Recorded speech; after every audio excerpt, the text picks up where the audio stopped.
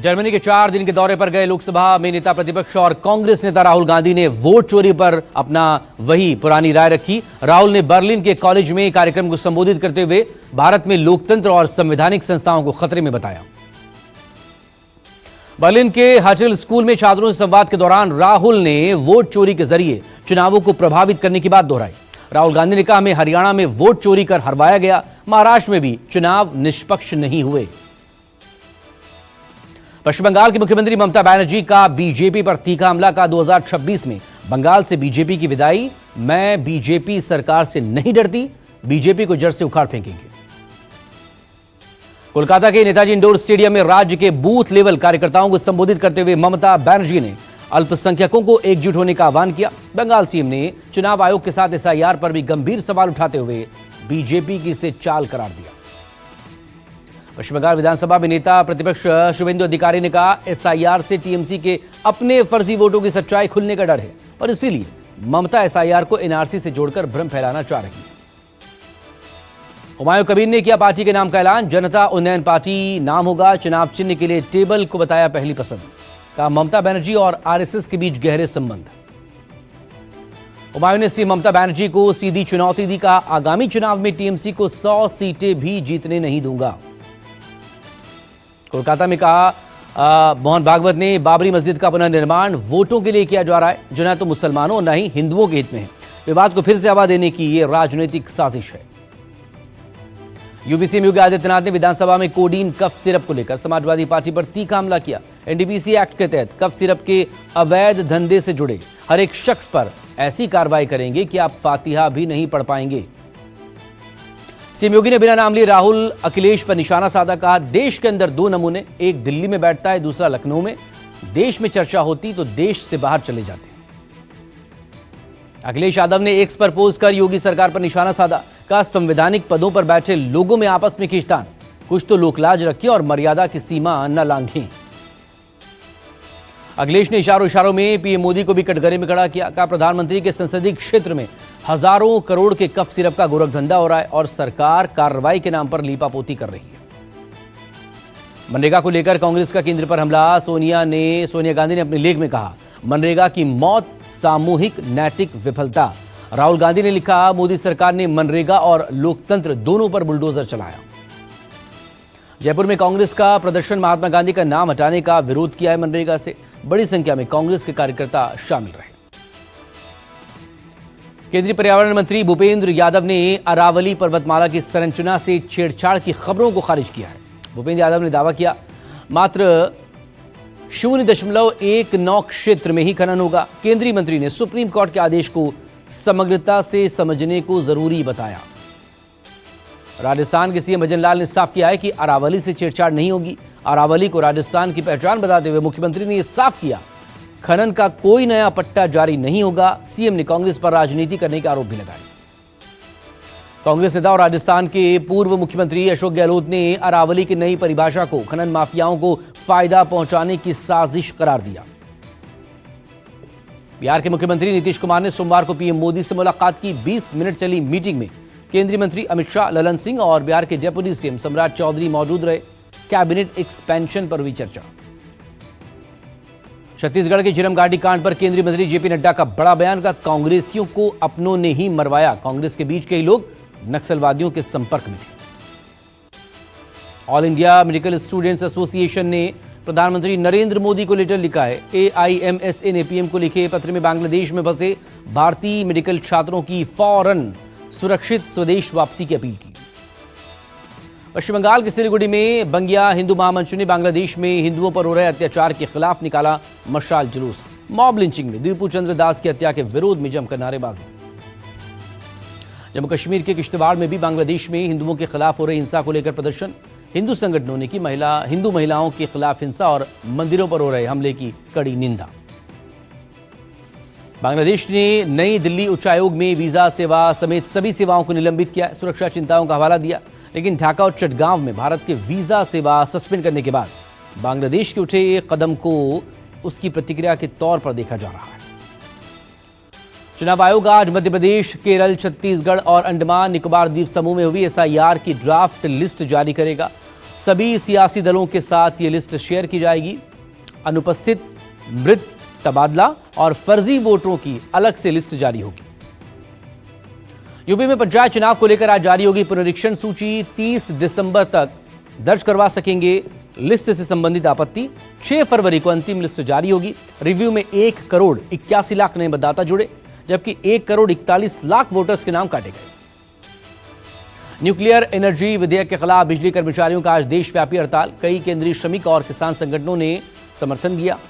Nuclear energy क्षेत्र में निजी क्षेत्र की एंट्री और बिजली के निजीकरण के खिलाफ जनवरी फरवरी में भी रैलियों का ऐलान।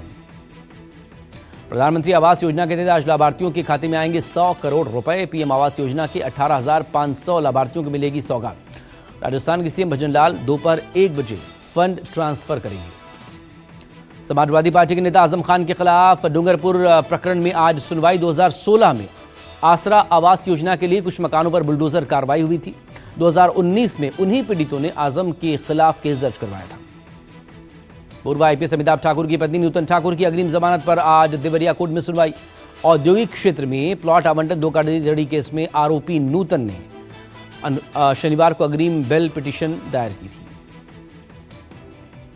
बीजेपी के राष्ट्रीय कार्यकारी अध्यक्ष का पदभार ग्रहण करने के बाद नितिन नवीन का आज पहला बिहार दौरा। 2 दिन के दौरे पर पहुंचे नितिन कई कार्यक्रमों में शामिल होंगे। पार्टी नेता और कार्यकर्ताओं के साथ करेंगे संवाद। पटना के मिलर स्कूल में नितिन का अभिनंदन समारोह दोपहर 2 बजे। यूपी बीजेपी अध्यक्ष पंकज चौधरी की आज लखनऊ में पहली प्रेस कॉन्फ्रेंस। प्रदेश अध्यक्ष का पदभार संभालने के बाद आज दोपहर 12 बजे मीडिया से रूबरू होंगे। दिल्ली में अब बिना पीयूसी के गाड़ी चलाने वालों की खैर नहीं। दिल्ली सीएम रेखा गुप्ता ने साफ किया, बगैर पीयूसी वालों को अब चालान में कोई राहत नहीं मिलेगी। उन्हें 10,000 का जुर्माना भरना होगा। इसके लिए अगर जरूरत पड़ी तो हम कोर्ट भी जाएंगे। दिल्ली में पॉल्यूशन के मुद्दे पर सीएम रेखा गुप्ता ने सोमवार को अहम बैठक की। मुख्यमंत्री ने संभावना जताई कि राजधानी में ओला उबर जैसी निजी कंपनियों भी सार्वजनिक इलेक्ट्रिक बसें चला सकती हैं। ट्रैफिक समस्या दूर करने के लिए कई फैसलों को मंजूरी। राजधानी दिल्ली में सोमवार को 7वें दिन भी जहरीली रही हवा। धुंध और कोहरे के बीच प्रदूषण के ट्रिपल अटैक ने लोगों को सांस लेना मुश्किल किया। एयर क्वालिटी इंडेक्स 375 के करीब रिकॉर्ड किया गया। यूपी के कई जिलों में ठंड की वजह से ऑरेंज अलर्ट। शाहजहांपुर में आज 8वीं तक स्कूल बंद। सर्द हवाओं ने गलन बढ़ाई। जम्मू कश्मीर के गुलबर्ग में बर्फबारी से खुशनुमा मौसम। स्नोफॉल का लुत्फ उठाने के लिए बड़ी तादाद में पर्यटक पहुंच रहे हैं। बर्फबारी को लेकर गुलमर्ग में लगा पर्यटकों का तांता। बड़ी तादाद में पहुंच रहे हैं सैलानी। स्नोफॉल के बाद एडवेंचर स्पोर्ट्स का भी पर्यटक मजा ले रहे हैं। बर्फ में स्कीइंग करते नजर आए टूरिस्ट। जम्मू कश्मीर के पुंछ में मुगल रोड पर बर्फ हटाने का अभियान तेज। बर्फ को हटाने के काम में जुटा है प्रशासन। जल्द ही ट्रैफिक बहाल करने की कोशिश। पटियाला में रिटायर्ड आईजी अमर सिंह चहल ने खुदकुशी कर ली। लाइसेंसी बंदूक से खुद को गोली मारी। हालात गंभीर। मौके से 12 पेज का एक्सरसाइज नोट भी बरामद किया गया। साइबर ठगी के शिकार पूर्व आईजी अमर सिंह चहल ने पीएम मोदी, गृह मंत्री अमित शाह और वित्त मंत्री निर्मला सीतारमण से अपील की है। 8 करोड़ की ठगी करने वाले गिरोह पर कार्रवाई की मांग। 2 रिश्तेदारों से पैसा उधार लेकर पूर्व आईजी ने निवेश किया था। यूपी के मऊ में वांटेड आरोपी को पकड़ने गई पुलिस टीम पर जानलेवा हमला। आरोपी के परिजनों और ग्रामीणों के हमले में दारोगा के हाथ की उंगली टूटी। जान बचाकर भागे पुलिसकर्मी। जम्मू कश्मीर में सुरक्षा बलों ने आतंकियों के मददगार जावेद अहमद हाजम को गिरफ्तार किया है। साउथ कश्मीर के अवंतीपोरा में हुई गिरफ्तारी के बाद पुलिस ने पिस्तौल और कारतूस बरामद किए। मध्य प्रदेश के दमोह में छेड़खानी के आरोप में से आहत शख्स ने खुदकुशी कर ली। रितेश बंसल और उसके 2 दोस्तों पर 3 लड़कियों से छेड़खानी के आरोप लगे थे। मृतक ने मरने से पहले वीडियो बनाकर वायरल कर दिया। पुलिस पर धमकाने के आरोप। हिमाचल के शिमला के सबसे बड़े अस्पताल आईजीएमसी में डॉक्टर और मरीज के बीच मारपीट का वीडियो वायरल हो रहा है। मामूली बात पर यह विवाद शुरू हुआ। स्वास्थ्य विभाग ने आरोपी डॉक्टर को ड्यूटी से हटा दिया है। यूपी के संभल में पत्नी ने प्रेमी के साथ मिलकर पति का कत्ल करवा दिया। शव के टुकड़े अलग अलग जगहों पर फेंके। 18 नवंबर को खुद आरोपी रूबी ने अपने पति राहुल की गुमशुदगी की रिपोर्ट दर्ज करवाई थी। यूपी के वाराणसी में अवैध संबंध के शक में पति ने पत्नी की हत्या कर दी। 21 दिसंबर को बरामद हुआ था अज्ञात महिला का सिर कुचला शव। बिहार के बेतिया जीएमसी में मेडिकल छात्र और जीविका दीदियों में मारपीट। खाना देने के विवाद में बहसबाजी के बाद मारपीट हो गई। 10 से ज्यादा जीवित दीदियां जख्मी। बनासकांठा में घी बनाने वाली फैक्ट्री के गोदाम पर फूड एंड ड्रग विभाग का छापा, करीब 24 लाख रुपए का संदिग्ध घी जब्त किया गया है। मिलावटखोरी में इस्तेमाल होने वाले एडल्ट्रेंट के अलग अलग नमूने सैंपल जो है वो जांच के लिए भेजे गए हैं। महाराष्ट्र के सांगली में पटाखा फैक्ट्री में भीषण विस्फोट, 2 किलोमीटर तक सुनी गई धमाके की आवाज। हादसे में 2 लोग गंभीर रूप से जख्मी। माउंट आबू में सवारियों से भरी बस रेलिंग से टकराकर पलट गई। सामने आ रहे वाहन के डैश कैम में वीडियो रिकॉर्ड हुआ है। गनीमत यह रही कि बस खाई में नहीं गिरी। गुजरात के मोरबी में कार पर कंटेनर गिरने से 2 लोगों की मौत, हादसे में 2 जख्मी। हादसे के बाद ट्रक ड्राइवर मौके से फरार। मध्य प्रदेश के रीवा में ट्रक ड्राइवर ने शख्स को खिड़की से लटकाकर कई किलोमीटर तक भगाया। हनुमना बॉर्डर पर आरटीओ विभाग की कथित अवैध वसूली से परेशान था ड्राइवर। दिल्ली के मां आनंदमयी मार्ग सर्विस लेन पर 4 गाड़ियों को टक्कर मारने के बाद टक्कर से भिड़ी कार। हादसे में लग्जरी कार बुरी तरह से क्षतिग्रस्त। उत्तराखंड के हल्द्वानी में बीच सड़क पर कार जल गई। काठ गोदाम थाना गोलापार की घटना, वक्त रहते ड्राइवर ने भागकर बचाई अपनी जान। आंध्र प्रदेश के विजयनगर में क्रेन में लगी भीषण आग, क्रेन का एक हिस्सा पूरी तरह से आग की जद में। फायर ब्रिगेड की टीम ने आग पर काबू पाया। गुजरात के सूरत में फर्नीचर गोदाम में आग लग गई, 4 से 5 गोदामों को नुकसान हुआ है। घंटों मशक्कत के बाद फायर ब्रिगेड ने आग पर काबू पाया। बिहार के गयाची के शेरघाटी में प्रशासन ने अतिक्रमण हटाओ अभियान चलाया। सरकारी जमीन पर अवैध रूप से बनाए गए 20 घरों पर बुलडोजर चला। महोबा में आदमखोर लकड़ बग्घे की चहलकदमी से किसानों में दहशत। ग्रामीणों की सूचना के बाद वन विभाग ने लकड़ बग्घे को पकड़ लिया। बिहार के गयाजी में सरकारी जमीन को खाली कराने के लिए प्रशासन ने बुलडोजर चला दिया।